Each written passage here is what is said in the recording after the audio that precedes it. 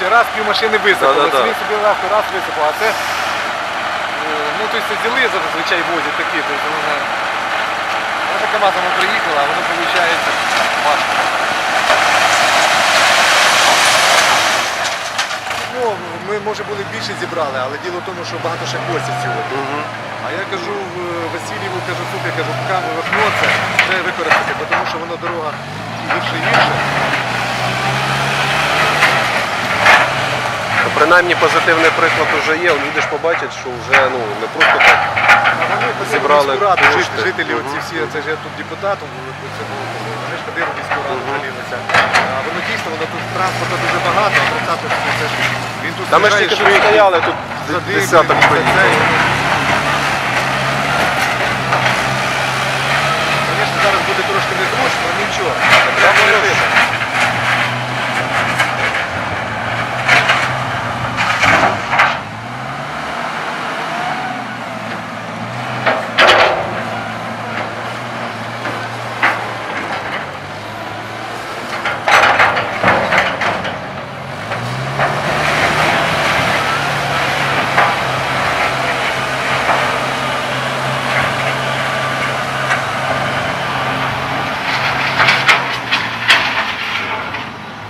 Що він вже їде? Ну, Лена, це в СМС, як не в Харкові.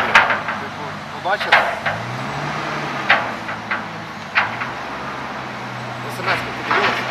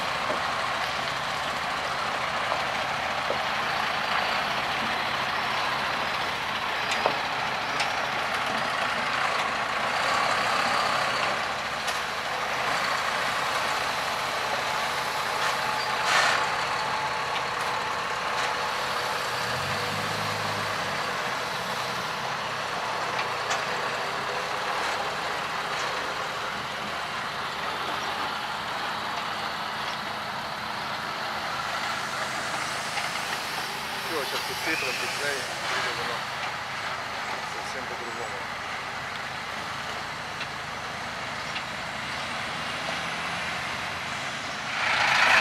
Олійниця ж сюди, так? Да.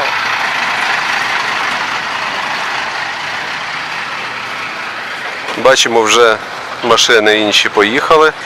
Легкова була автівка, яка не ризикнула ще проїхати, але думаю, за десь протягом години штук 50 або можливо 100 вантажівок проїде, а тут зараз трафік значно збільшився, тому що жнива, тому що тут по суті тепер майже 2 елеватори. Я образно кажу, хоча вони не називаються, але потік автомобілів дуже великий і дякуємо підприємцям, сільгоспвиробникам, які зробили все це. Поки що, звісно, це на перший час, тому що ідеальна картина – це асфальтове або асфальтобетонне покриття. Ям поки що дуже мало, це найбільше навпроти Баштанського професійного ліцею, державного професійного ліцею. Треба швидко зробити, тому що жнива завершуються, машин збільшується, вони розбиватимуть дорогу, потім їхатимуть іншими дорогами, Баштанкою і там битимуть їх. Тому краще зробити все це зараз. Тимчасово, можливо на місяць, може і менше, цього вистачить. Але далі треба, шановна обласна влада, ремонтувати цю дорогу. Якщо ми хочемо, щоб бізнес розвивався, щоб йшли надходження до бюджету, це дорога обласного значення. Нагадую, обласного значення.